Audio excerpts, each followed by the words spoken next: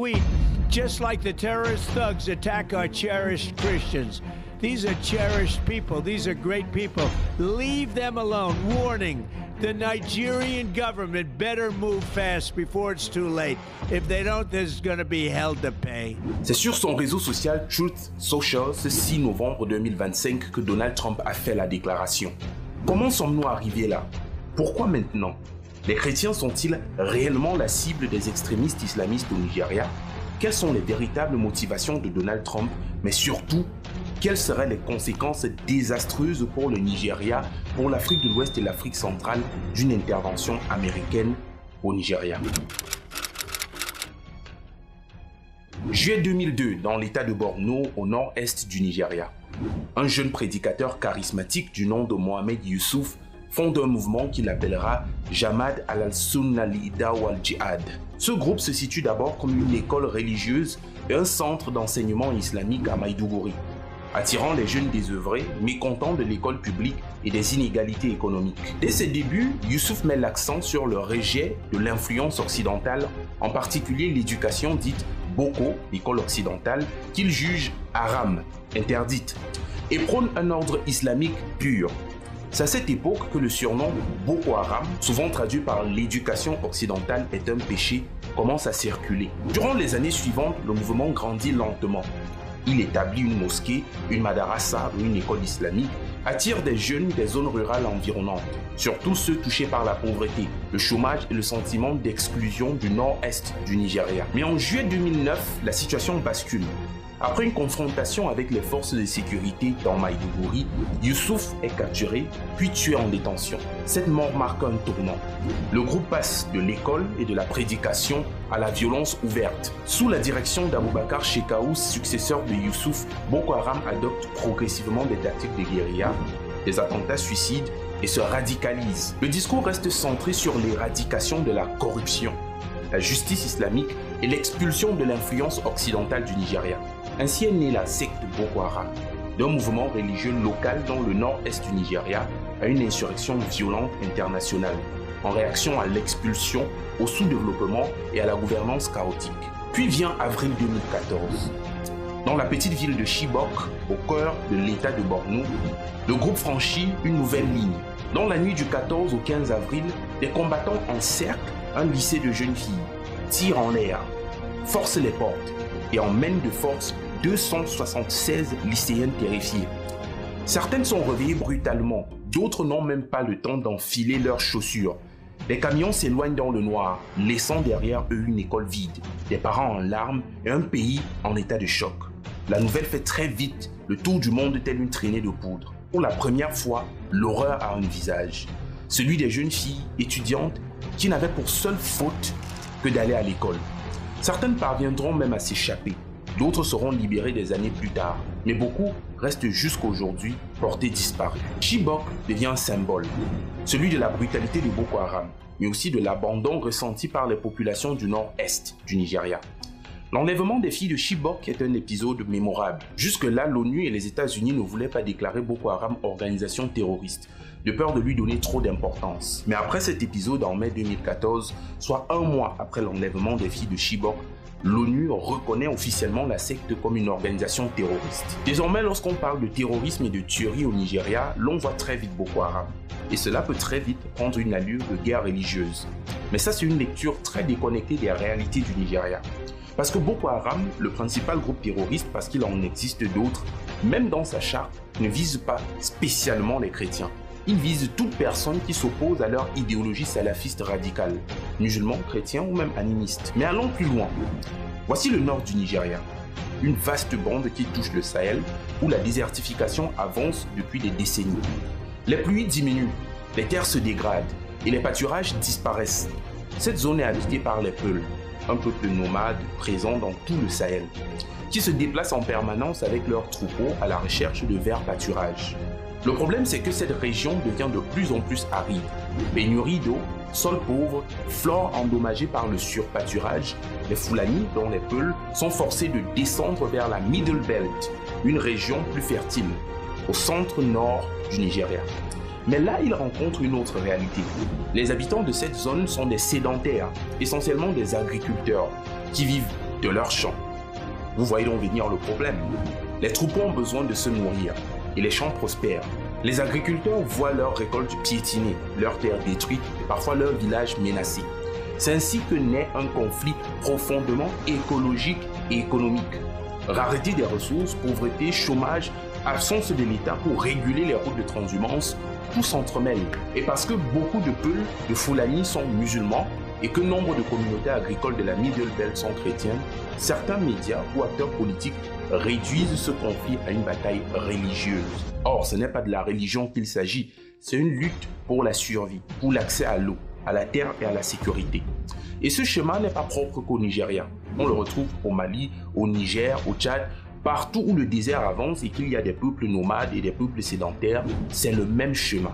Les mêmes tensions réapparaissent opposant nomades et sédentaires dans une course désespérée vers les dernières terres vivables. Tout ce que nous nous sommes dit jusqu'à présent nous ramène à l'instant où Donald Trump adresse son ultimatum au gouvernement nigérien. Sauf que comme on l'a vu, ce conflit n'est pas un affrontement religieux direct entre chrétiens et musulmans. Les violences ne touchent pas uniquement les chrétiens. En réalité, la majorité des victimes de Boko Haram sont des musulmans eux-mêmes. Géographiquement, les zones les plus affectées par l'insurrection, par exemple l'état de Borno, épicentre des massacres, sont peuplées presque exclusivement de populations musulmanes, les Kanouris, les Haoussa. Boko Haram y a massacré des dizaines de milliers de civils musulmans. Qu'il s'agisse de villageois refusant de collaborer, de fidèles assassinés en pleine prière dans des mosquées ciblées par des kamikazes ou de chefs religieux musulmans modérés exécutés pour avoir critiqué la secte. La question qui se pose est donc la suivante. Pourquoi Donald Trump décide-t-il soudain d'intervenir dans ce conflit? Et pourquoi insiste-t-il autant sur l'aspect religieux? Pour tout comprendre, transportons-nous un instant de l'autre côté de l'Atlantique, aux États-Unis. Et voyons comment Donald Trump accède de nouveau au pouvoir en 2024. Dès 2014, environ 25% de la population américaine se déclarait chrétienne évangélique. Au cours de la décennie 2010, le pays est en proie à une guerre culturelle intense, avec la montée de la propagande LGBT et du wokisme d'un côté et la réaction farouche des conservateurs chrétiens de l'autre. Les tensions sociales et politiques sont à leur comble. C'est dans ce climat qu'arrive un homme, Donald J. Trump, qui se présente avec une rhétorique quasi messianique. Il joue sur les peurs des conservateurs, promet de rendre à la nation sa grandeur d'antan, le fameux Make America Great Again, et s'affiche ostensiblement aux côtés de figures religieuses ultra-conservatrices. Il polarise le débat en instaurant une bataille morale. Eux, les méchants, à savoir les élites libérales, les progressistes, contre nous, les gentils, les enfants de Dieu, les chrétiens. Très vite, Trump devient le héros improbable des chrétiens évangéliques. Le point tournant de sa campagne survient un soir d'été 2024. Trump échappe de justesse à une tentative d'assassinat lors d'un meeting à Butler, en Pennsylvanie. Le lendemain, un effet de choc se fait sentir. Sa cote de popularité grimpe dans les sondages. Sa faveur auprès des Américains passe brusquement à 40%.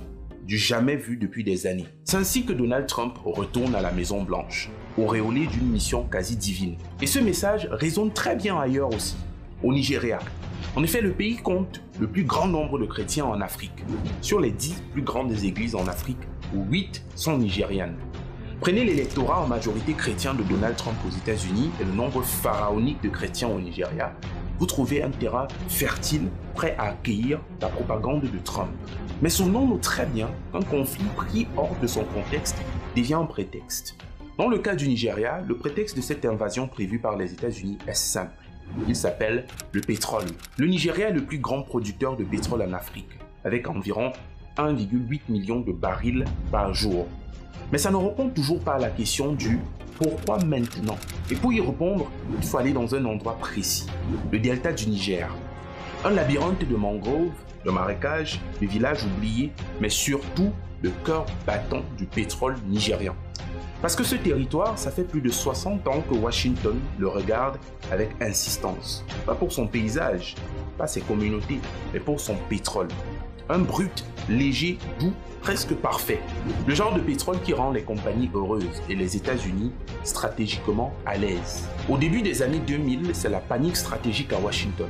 Le Moyen-Orient est instable, l'Irak est un bourbier, l'Arabie Saoudite inquiète. La dépendance énergétique devient un risque pour les États-Unis.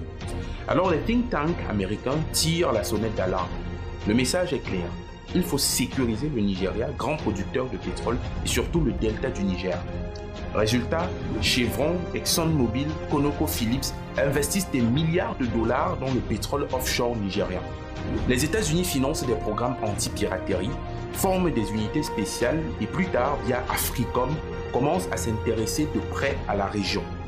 Washington ne le dit pas officiellement, mais tout le monde comprend. Si tu contrôles le pétrole du Nigeria, tu contrôles une partie de l'équilibre énergétique occidental. Année 2005-2010, le delta du Niger explose. Le MEND, un groupe armé local, attaque les oléoducs, enlève les expatriés, détruit les plateformes. La production nationale chute de 20 à 30%. Pour Washington, c'est une alerte rouge. Certains analystes dans les cercles stratégiques américains vont plus loin. Une base navale américaine dans la région serait souhaitable. Mais Abuja s'y oppose. Mais l'idée ne disparaît vraiment jamais. Et puis arrive l'événement qui fait trembler toute la chaîne mondiale du pétrole. La raffinerie Dangote. Un monstre industriel capable de raffiner jusqu'à 650 000 barils de pétrole par jour. Une raffinerie qui dit au Nigeria, tu n'es plus obligé d'importer ton carburant. Tu peux le produire et le transformer toi-même. Et c'est ici que les cartes changent. Les importations nigériennes de pétrole chutent à un niveau historique. Une taxe nationale de 15% sur les carburants importés finit d'étouffer les anciens intermédiaires étrangers. Bref, vous l'avez compris, les étrangers sont mis mal à l'aise. Et pour la première fois, le Nigeria exporte de l'essence, y compris vers les États-Unis. Tu as bien entendu. Dangote livre de l'essence au marché américain. Alors pourquoi Trump frappe soudain le poing sur la table? Bien parce que cette transformation n'est pas qu'économique. Elle est également géostratégique. Un Nigeria autonome sur le plan énergétique, avec une industrie forte, un soft power régional et bientôt un poids politique renforcé, ça réduit l'influence américaine dans le pays et dans la sous-région. Ça menace l'ordre énergétique établi. Ça montre qu'une Afrique industrialisée peut exister. Et chaque fois que l'Afrique devient plus forte, il y a toujours un dirigeant occidental pour crier danger. Trump choisit donc le prétexte le plus sensible, la religion, une émotion, une peur, un marqueur identitaire simple à activer pour son électorat. Mais derrière le discours messianique,